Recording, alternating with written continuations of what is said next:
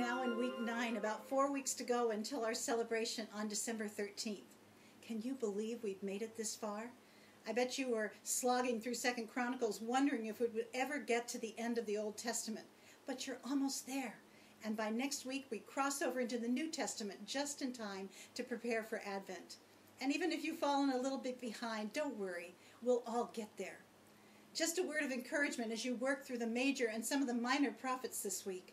I hope you've had a chance to glance at the charts on page 85 through 87 in your participants book, as it offers an amazing overview of who wrote what when, so you won't be confused by the time sequence.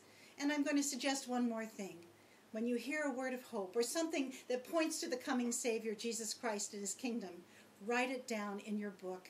Ezekiel offers some wonderful oracles of hope, including the Valley of the Dry Bones, which you'll hear about this week in Bob's sermon. And Daniel, well, it's both a wonderful story of courage and witness, as well as a book of prophecy and visions for the future.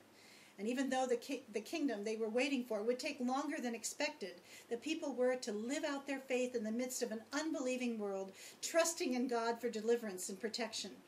Sounds like we could all use that advice. For this is God's story. And I love what King Darius says after Daniel has survived the lion's den.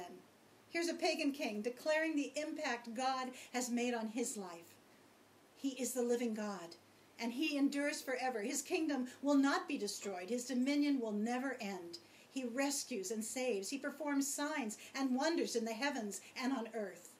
Oh, and don't forget to tell us your story.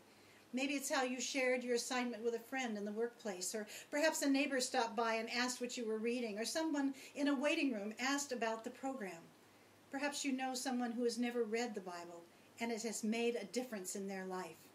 Let's hear from you. And keep going. Don't give up, and we'll see you at the finish line.